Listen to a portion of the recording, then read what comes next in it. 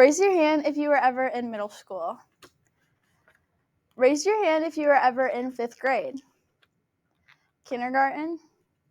Now raise your hand if you were ever in an early childhood program. This can be anything from daycare to Head Start to even just preschool. No matter what program it was, those of you who have your hands up right now are more likely to be successful throughout your childhood and your adulthood. Today, we are going to be discussing why the Council Bluffs Community School District needs to mandate early childhood programs because of the amazing developmental benefits, the way that it shortens the achievement gap, and of course, the long-lasting economic benefits. I know what some of you are thinking right now. Emmarie, you're crazy. These kids are only 3 to 4 years old. How is throwing a block around or staring at an upside-down book going to help them take over the world someday? But my response to that is be patient and keep your ears open to what I have to say, my friend. We're going to start off our day by talking about the developmental benefits that come to children who are in early childhood programs.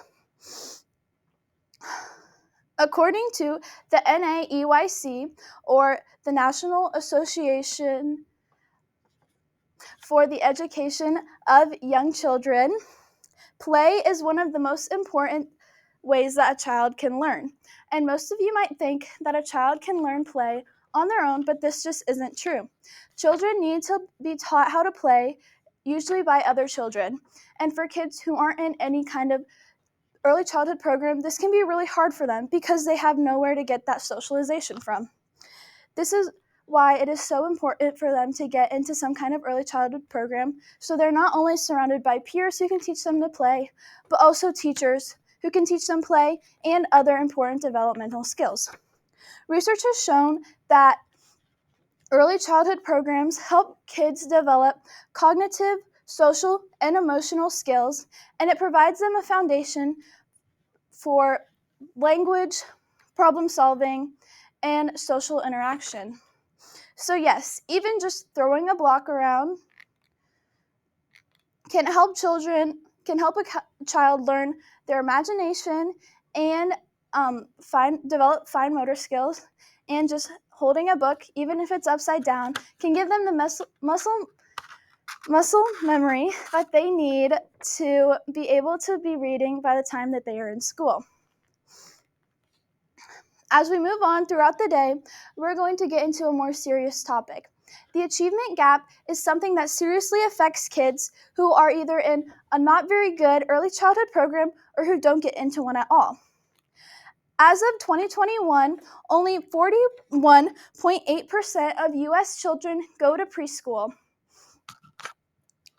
The achievement gap usually affects kids from disadvantaged homes, such as a single-parent home who may be working 3 jobs and doesn't have time to drop their kid off at a daycare, or who just simply can't afford to send them to the best one. Kids who struggle with the achievement gap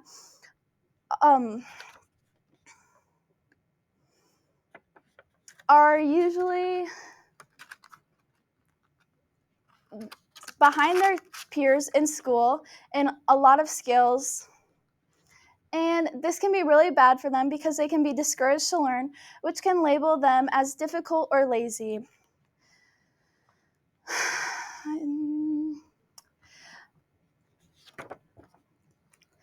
Most of you might be thinking that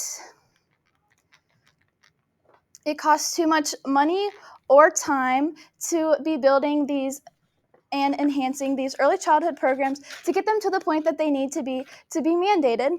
But if you stick with me for just a little bit longer, I can tell you about why this money will all be worth it in the long run. As we come to the end of our day, we're going to be discussing the long-term economic benefits that come with mandating early childhood programs. To start this off, I'm going to give you guys a fun fact that came from a speech from President Obama in 2014, where we learned that every $1 we put into early childhood programs, we as a society will earn more than $7 back. This is huge for us because that is more money that we can put into these high schools and getting kids a higher education, which will increase graduation rates and can also lower crime rates, which will have more kids getting a higher education and a better job, which is a pretty clear boost to the economy, if you ask me. Another way that mandating early childhood programs will boost the economy that most people don't think about is the way that it will benefit working parents. Say that you're a stay-at-home dad who doesn't have time to work in the office and is not as focused on his job. Once you have a preschool that you can take your kids to, that will alleviate the burden for you and you'll be able to do better in your work. Or say that you're just a stay-at-home mom in general and you really want to get a job, but you need somewhere to take the kids. Now you have that. Which also leads me to my third and final way that mandating early childhood programs can boost our economy. By giving parents more time to work, they have more money to put back into our economy. Oh no, it looks like our day is coming to an end, but do not worry, you all get to come back and see me again tomorrow. Today, while we were talking about early childhood programs, we discussed the way that it will help children developmentally, close the achievement gap, and the long-lasting economic benefits. It looks like it's time for me to dismiss you all. Have a wonderful day.